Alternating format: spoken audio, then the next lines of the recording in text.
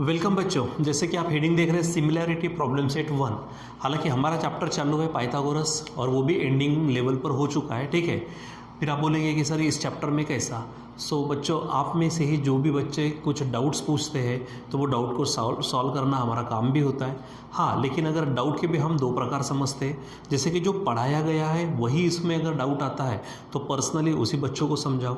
लेकिन अगर मान लीजिए कि कुछ नए क्वेश्चंस अगर है और वो खुद होके चाहता कि उसको सॉल्व करके मिले या फिर डाउट्स उसके क्लियर हो, तो वो नए क्वेश्चन में डाउट्स आपको भी आ सकते हैं। इसलिए हम उसको खुद पूरे के पूरे क्लास में यानी वीडियो में ले रहे हैं, ठीक है। जैसे कि हमारे पास हेडिंग है प्रॉब्लम सेट 1, उसमें क्वेश्चन नंबर 8, 9 और 12 और 13 ऐसे डाउट्स है। तो उसमें से हम 8, 9 को आज देखेंगे और 12, 13 को कल देखेंगे, ठीक है।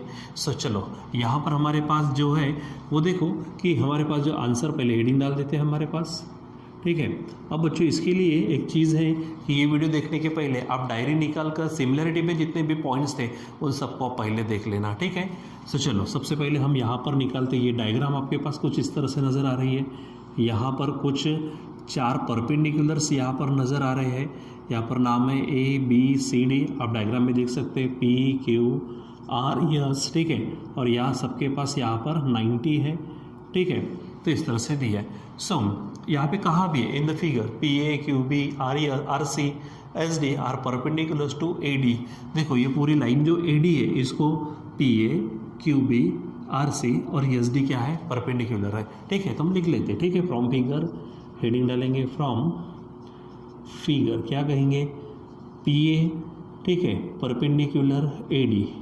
दूसरा QB परपेंडिकुलर AD, तीसरा RC परपेंडिकुलर AD और चौथा SD वो भी परपेंडिकुलर है AD। अगर ये मान लीजिए सारे के सारे एक ही लाइन को परपेंडिकुलर है, जैसे एग्जांपल मैं खुद खड़ा हूँ यहाँ पर तो मैं ज़मीन को परपेंडिकुलर हूँ, दूसरा कोई मेरे बाजू में है वो तिरछा तार से आया है तो बात अलग है, लेकिन वो भी अगर परपेंडिकुलर है तो हम आपस में क्या हो जाएंगे, पैरेलल। तो एक ही लाइन को अगर परपेंडिकुलर है तो वो सारे आपस में पैरेलल होते हैं, यानी आपका PA, QB, RC और SD ये सब आपस में क्या होंगे, पैरेलल। यहाँ पर लिखेंगे PA parallel, QB parallel, RC parallel, SD। देखो सभी के सभी आपस में पैरेलल हो जाएंगे, ठीक है। फिर उसने कुछ चीज़ें दी है वो लिख लेते हैं। जैसे आप AB देखो, AB कितना है, यस ये है 60। उसके बाद BC ये आपका 70 हो गया। उसके बाद CD ये आपका AD हो गया, ठीक है। और उसके बाद डायरेक्ट PS दिया, तो PS यहाँ से यहाँ तक जो है वो आपका PS है जो हमारे पास 280 दिया हुआ है, ठीक है। और फाइंड करने को कहा है PQ, QR और RS। तो सबसे पहले एक काम करते हैं, हम AD को निकाल देते। तो AD किससे किससे बना है, देखो AD is equal to AB plus BC plus CD, आप यहाँ पर चेक कर सकते हो। तो AB है 60 प्लस BC है 70 प्लस ये आपके पास है 80, यानी अगर मैं कंटिन्यू करूँ तो ये 0 हो जाएगा।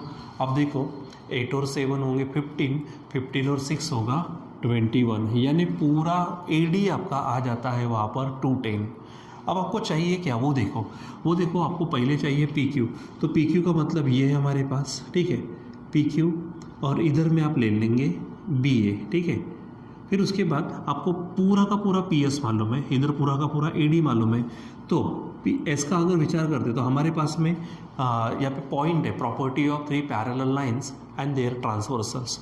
तो अगर मैं यहाँ पर हेडिंग ये डालूँ, ठीक है, कौन सा PA, उसके बाद में ये ले लेता हूँ मैं QB, और उसके बाद में अगर यहाँ पर बात करते ही है तो पूरा का पूरा कंटिन्यू हम वहाँ पर कर सकते हैं, ठीक है। जैसे हमने इस प्रॉब्लम में ले रहे हैं वैसा भी हम कर सकते हैं, ठीक है। नहीं तो फिर जनरली 3 पैरेलल लाइंस के लिए इन दोनों का रेशो इज इक्वल टू इन दोनों का रेशो लेते हैं, ठीक है। लेकिन अभी इस प्रॉब्लम में जैसा हम करेंगे वो भी चलता है, ठीक है। आप डायरेक्ट हेडिंग डाल सकते हैं by property of parallel lines, 3 शब्द नहीं डालेंगे, parallel lines and their transversals, ठीक है। तो जैसे PQ चाहिए तो PQ चाहिए तो मैं उसके लिए क्या करता हूँ, PA, QB और SD का विचार करता हूँ, ठीक है। तो यहाँ पर देखो ये हम लेने वाले हैं PQ और इधर का होगा ए बी। सो क्या बोलेंगे, P Q upon A B is equal to, पूरा हमको मालूम है पी एस और उधर मालूम है ए डी, तो इधर होगा पी एस उधर होगा ए डी, आप निकाल सकते हो। ठीक है, चलो तो पी क्यू हमको निकालना है, ए बी हमारे पास है 60, वो लिख लेते, पूरा पी एस है 280 और अपॉन पूरा ए डी मिला है 210। ठीक है, अब इसको सॉल्व कर लो तो 0 0 जाएगा, 7 4 जा 7 3 जा, 60 को उधर भेज दो, यानी P Q is equal to क्या होगा 4 × 60 अपॉन 3। सॉल्व अगर करते हो आप तो ये 4 है और 3 20 जा, तो आंसर आएगा आपका पी क्यू हो जाएगा यहाँ पर आपका 80। ठीक है, बस ऐसा ही आपको करना है। ठीक है, सिमिलरली अब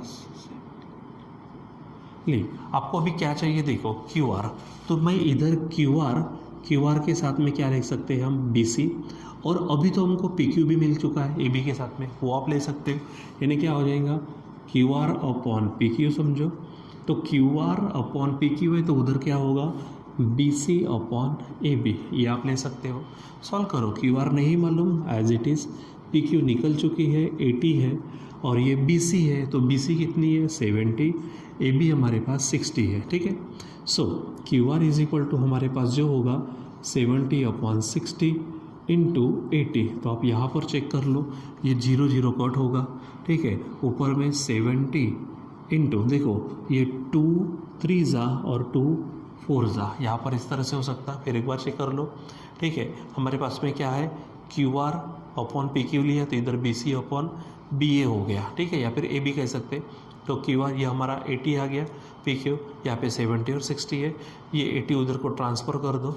ठीक है, तो यहाँ पर आप 20 से डिवाइड कर सकते हैं, 23 जा 24 जा। ठीक है, अब यहाँ पर आप सॉल्व कर लो तो ये क्या बन जाएगा हमारा 280, ठीक है, अपॉन 3, और इसलिए हमारे पास में क्यू आर, आप उसको वैसा रहने देंगे तो भी चल जाता। ठीक है, so Q R is equal to 280 upon 3। ठीक है, आप रहने दीजिए, ठीक, नीचे में हम लिख देंगे, या फिर आप उसको पॉइंट में आंसर निकाल सकते हो। तीसरा कौन सा पूछा है, देखो आर ई एस है। ठीक है, तो आर ई एस यहाँ से आपके पास में ये आर ई एस, ठीक है, तो इसमें से कोई एक आप ले लो। आर एस के लिए मैं क्या कर लेता हूँ, पूरा पी एस ले लेता हूँ, तो इधर डी सी के साथ में क्या होगा पूरा ए डी हो जाएगा। ठीक है, तो क्या हो जाए, देखो आर ई एस के साथ पूरा P S is equal to, उधर में क्या होने वाला है, अच्छा एक छोटी सी प्रॉब्लम यहाँ पर हो गई है, हमने यहाँ गड़बड़ी कर दी, P Q upon A B लिया, यहाँ पर P Q upon A B नहीं चाहिए था। ठीक है, क्योंकि हमको उल्टा लेना पड़ेगा और इसके कारण हमारा प्रॉब्लम गड़बड़ हो जाएगा। देखो हमने क्या करना है, यहाँ पर पी क्यू के साथ में पी एस लेना था। ठीक है, इधर का रेशो इधर में क्या होगा, यहाँ पर पी क्यू के साथ में P S is equal to, अब पी क्यू के लिए कौन बनता है ए बी और पी एस के लिए कौन बनता है ए डी, यानी यहाँ पर होगा A B upon A D. हमने इसको इधर ले लिया, वो गलत हो गया, पी क्यू हमको निकालना है, पी एस टोटल 280 है is equal to, A B हमारे पास में कितना है 60 है और पूरा ए डी हमें मिला है 210, यानी P Q is equal to क्या हो जाएगा 60 × 280 अपॉन 210 होगा। ठीक है, ये देखो हम इसको 7 से डिवाइड कर सकते हैं। ठीक है, P Q is equal to, इसको आगे लेके जाओ, इसको छोड़ दो, ये 7 तो 7 3 जा 7 4 जा होगा, ये 60 है आपके पास में, यहाँ पर आप चेक कर लो। ठीक है, तो 3 2 जा यानी 20 और ये 4, यानी पी क्यू हो जाएगा हमारे पास में 80, जैसे हम जब भी निकला था।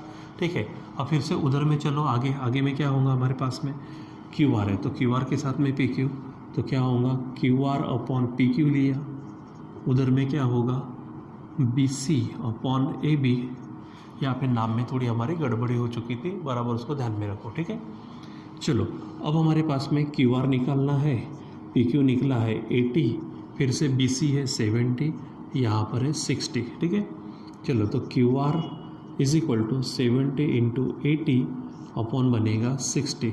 ठीक है, फिर से 70 ये 20 से डिवाइड करो तो 24 जा 23 जा, और इसीलिए आंसर होगा Q R is equal to 280 upon 3। ठीक है, आंसर में बदलाव नहीं, लेकिन यहाँ पर हमने लिखते समय में गड़बड़ी की थी। तीसरा आप कौन चाहिए, आर एस है, तो ये आर एस के साथ पी एस, तो इधर डी सी के साथ ए डी होगा, यानी आर एस के साथ P S is equal to पूरा डी सी और डी सी के साथ होगा ए बी। वैल्यू रखो तो आर एस निकालनी है, पी एस 280 है इज इक्वल टू ये डी सी देखो पूरा 80 है और पूरा का पूरा ए बी नहीं, यहाँ पर ए डी चाहिए, ए डी है 210, आप ऊपर में देख सकते हो। इसको उधर ट्रांसफ़र कर दो तो R S is equal to 80 into 280 upon 210, ठीक है। यहाँ पर 0 0 कट हो जाएगा, ये 80 है, यहाँ पर 28 और से 21, तो 7 3 जा 7 4 जा हो जाएगा, ठीक है। तो फिर से यहाँ पर जो आंसर आएगा आपका, तो R S is equal to 320 upon 3। तो इस तरह से आप यहाँ पर काम कर सकते हो, ठीक है। सो ये आपका क्वेश्चन नंबर 8। अब चलेंगे हम क्वेश्चन नंबर 9 में। तो देखो क्वेश्चन नंबर 9 में उन्होंने क्या कहा है, फिर से एक बार आपको इस तरह से एक डायग्राम दी है, डायग्राम निकालेंगे, ये आपकी मीडियन हो गई, यहाँ से एक लाइन पैरेलल है कि नहीं वो बताना है वहाँ पर। ये x है आपका, ये y है, ये p q r, यहाँ पर m है, ठीक है। उसने कहा है कि यहाँ से देखो, यहाँ से और उन्होंने जोड़ दिया यहाँ पर सर्कल से, मतलब ये इक्वल हो गए, यहाँ से इसको जोड़ो तो ये क्रॉस, मतलब यहाँ पर ये क्या हो गए पर एंगल बाइसेक्टर बोला भी उसने। In the figure segment P M क्या है, मीडियन, तो क्या बोलेंगे, in triangle P Q R क्या कहेंगे हम, segment P M is the median. अगर सेगमेंट पी एम मीडियन है सो एम आपका क्या होगा, is the midpoint, M क्या होगा आपका, midpoint of Q R, और वो अगर है तो ये आधा पार्ट यानी Q M is equal to पूरा, फिर से आधा इज इक्वल टू पूर्ण है क्यू आर अपॉन 2, ठीक है। ऐसा हो जाएगा, ये हमने बेसिक में देखा हुआ है। फिर आगे देखो एंगल बाइसेक्टर, तो देखो किसका, पी एम क्यू, ये एम एक्स और इधर में पी एम आर का है एम वाई, ये एंगल बाइसेक्टर है, ठीक है। तो लिखेंगे हम कौन से, रेज एम एक्स और M Y, rays M X and M Y are angle bisectors of कौन से angle, P M Q and यहाँ पर होगा पी एम आर रिस्पेक्टिवली, ठीक है। सो बाय क्या बोलेंगे हम, by property of angle bisector of triangle, ठीक है। तो पहले इधर का काम करते हैं। देखो आप ये ऐसा, ये ट्राइंगल देखो पी एम क्यू में आपने बाइसेक्टर निकाला एम एक्स, तो इसके दो टुकड़े कर रहा है, यानी क्या होगा, P X upon X Q is equal to, तो पी एस के साइड की कौन है हमारी, पी एम है और इधर में क्यू एम, इक्वेशन सेकंड समझो। और ये जो एम वाई गया है ये इसके दो टुकड़े कर रहा, मतलब P Y upon Y R is equal to, इधर में होगा आपका पी एम और इधर में होगा एम आर, ठीक है। अब आप देखो इस एम आर के जगह पे you can put Q M, ठीक है, यानी क्या हो जाएगा, so P Y upon Y R is equal to P M upon क्या हो जाएगा, क्यू एम, इक्वेशन 3, लेकिन रखा कहाँ से, तो फ्रॉम 1, ठीक है। अब उसने क्या कहा है वो देखो, prove that X Y parallel Q R, तो X Y parallel Q R मतलब यहाँ पर पैरेलल बताना है, यानी क्या कहेंगे हम, कन्वर्स ऑफ बीपीटी। तो फ्रॉम क्या कर लो, फ्रॉम सेकंड एंड थर्ड।